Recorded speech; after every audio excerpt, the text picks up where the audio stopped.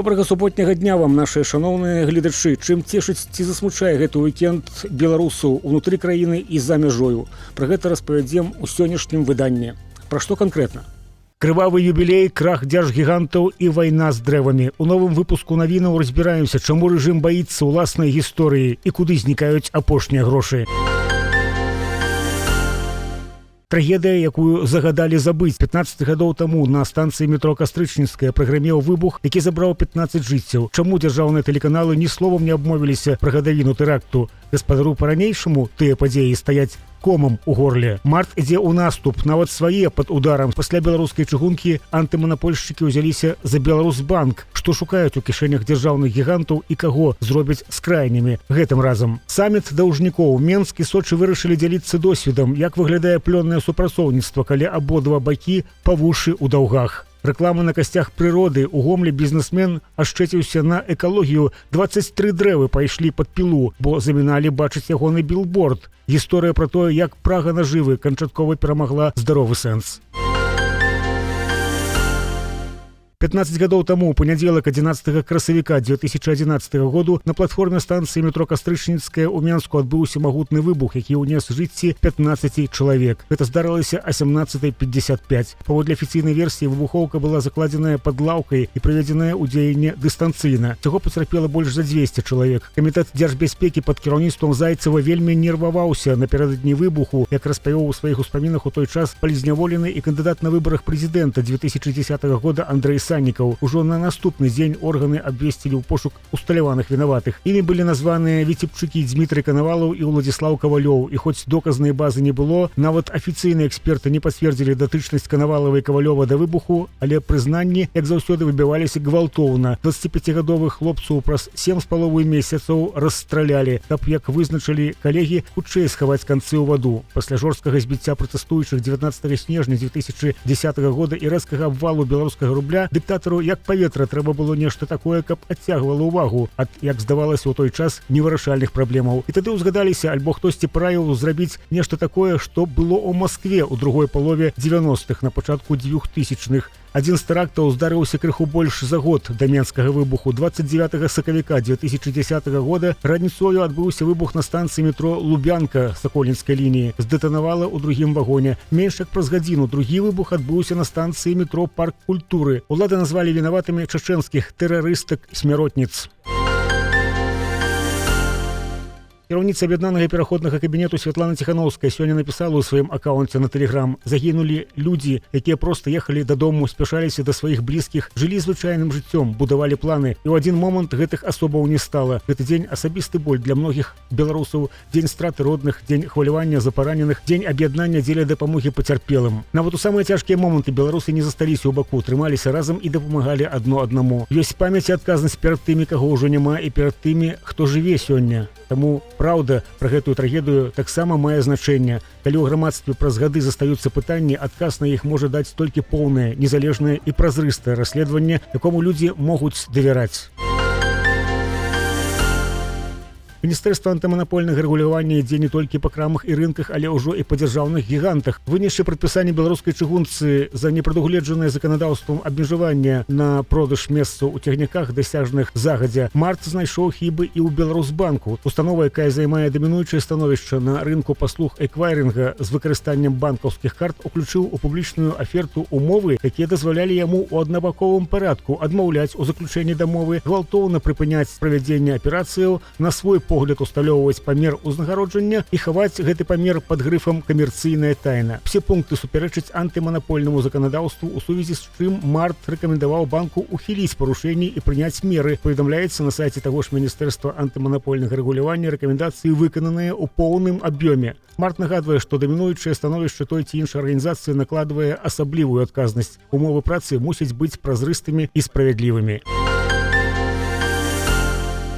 Як паведаміла .BY, у Беларусі знайшлі небяспечныя салодкасці. Дзяржстандарт забараніў іх выкарыстанне. Не прайшлі правяранне беларускіх адмыслоўцаў дражэ са смакам клубнікі, яблыка ды лімона расійскага вытворцы Конфітрейд. які пазіцыянуе сябе як высокаякасны партнёр, што разумее адказнасць перад дзецьмі. Маркіроўка на ўсіх абцяжараных праблемамі таварах адна — сіні трактар. Уладальнікам маркі з'яўляецца расійскі прадзюсар Артур Дяпроўскі, які да адкрыцця сваёй справы працаваў на першым тэлевізійным канале. Прадукты з сінім трактарам прызначаюцца для дзяцей, што старэйшыя за 3 гады. У дзяржстандарце заўважылі, што прысутнічае неадпаведнасць паводле інтэнсіўнасці паху цацкі, калі паказнік для мыльнага раствору мусіць быць не больш за 2 балы, а гэты складаў цэлых 3. Небяспечным назвалі таксама кітайскае жыле пізза з водарам вінаграду з ажно 3 недапушчальнымі фарбавальнікамі. Жыле для піцця з мякаццю какоса і утрыманнем натуральнага соку не адпавядала патрабаванням па бяспецы і маркіроўцы, а ўзмацняльнік смаку той, які ўжылі, увогуле нельга было ўводзіць у такі прадукт для дзяцей. Плюс небяспечныя фарбавальнікі. І ў іншых кітайскіх таварах былі праблемы з маркіроўкаю і бяспекаю. На некаторых этыкетках увогуле не знайшлося абавязковай інфармацыі, напрыклад, аб месцазнаходжанні вырабляльніка. Вось і вер пасля гэтага прапагандзе, што ў Беларусі ўсё толькі самае чыстае і карыснае для здароўя. Дарэчы, ёсць меркаванне, што ў Беларусі не толькі чыстыя вуліцы, але і зялёныя. Напрыклад, у Гомелі адзін бізнесовец вырашыў, што яму ўсё можна, ды ўзяў і даў загад спілаваць кроны дрэваў, якія замінаюць добра бачыць яго на рэкламны білборд, і самавольна падстрыг алею. Пацярпелі 23 дрэвы дэкаратыўнай пароды сумах, якія часта выкарыстоўваюцца ў ландшафтным дызайне з-за непераборлівасці, зімаўстойлівасці і засухаўстойлівасці. Перажылі знойнае лета і марозлівую зіму, горы бізнесмены не здолелі. Кроны дэфармаваныя, на ўзнаўленне пойдуць гады. Ніякіх дазволаў у гэтага прадпрымальніка на свавольства не было і не магло быць. Дрэвы ў горадзе могуць абразаць толькі адмысловыя службы. Парушальніку дадуць штраф як мінімум у 8 000 рублёў, гэта каля $2800, плюс пакрыццё ўрону экалогіі. Пра тое, што маёмасць гораду над сажом не чыясьці прыватная лаўка, нагадалі самі неабыякавыя гомельцы і паведамілі, куды трэба. Ці можна гэта лічыць даносам? Знайшліся свае гора-дрывасекі і ў сталіцы. Жыхарка мікрараёну Уручча паскардзілася, што ў яе двары спілавалі дрэвы, але ў Менск цепласетках апраўдаліся тым, што трэба уласна мяняць самыя сеткі, а дрэвы гэтаму перашкаджаюць. І ўдакладнілі, што для правядзення працаў трэба прыбраць 27 дрэваў і 93 хмызнякі, а таксама перасадзіць 28 дрэваў і 40 кустоў. Быццам бы экабаланс адновіць, з'явіцца 83 дрэвы парод, якія хутка растуць, і 30 дрэваў з больш павольным ростам, а таксама 274 кустарнікі. На прадпрыемстве ўдакладнілі, што будаўнічыя працы пачаліся ў сакавіку і закончыць іх плануецца ў лістападзе гэтага ж году. Мэта рэканструкцыі забеспячэння стабільнага і бесперабойнага цеплазабеспячэння насельніцтва сталіцы, а дрэвы — гэта другаснае. Абяцаюць зноў насадзіць, але калі гэта будзе? Тым больш не факт, што знойдуцца грошы на гэтыя. Расліны не паскардзяцца, а незадаволенасць народу трэба папярэджваць. Зрэшты, той же канал распавядае, што ў Менску вядзецца барацьба і з гэтак званым аўтахламам, прычым і з аўтамабілямі, якія чынна стаяць на паркоўцы, што ахоўваюцца. Пішуць, што ў маскоўскім раёне ўтылізавана пакуль 7 адзінак аўто, яшчэ 5 забяруць на наступным тыдні. Працэдура такая: адміністрацыя раёна вышуквае такія стаякі, пасля чаго накіроўвае запыт для выяўлення ўладальніка. Калі ён не знойдзены і не адгукнуўся, то яму накіроўваюць заказны ліст. У ім паведамляецца, даецца 30 дзён на тое, каб аднавіць аўто, перасунуць на афіцыйную стаянку альбо утылізаваць. Калі ніякай рэакцыі ад уладальніка, то машыну прымусова эвакуююць на спецстаянку. І нават пасля гэтага ў гаспадара застаецца 3 месяцы, каб, аплаціўшы, забраць аўтамабіль. Але калі ў гэтым выпадку цішыня, машыну прызнаюць безгаспадарчай і утылізуюць як проста жалеза.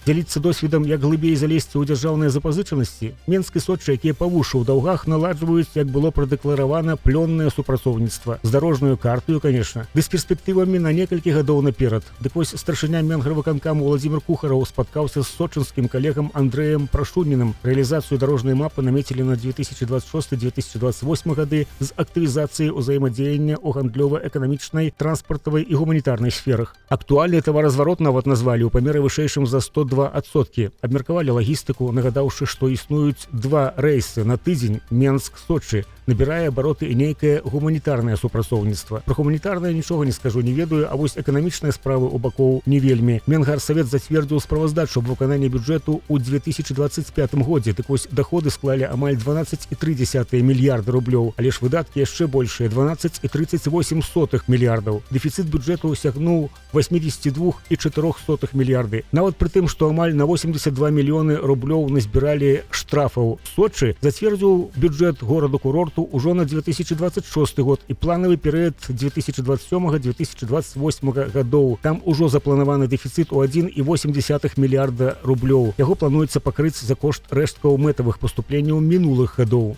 Але ж толькі плануецца, ды не такая хуткая гэтая справа. Праз што плануецца зліквідаваць дэфіцыт бюджэту ў Менску, не паведамляецца. Яшчэ, відаць, не прыдумалі.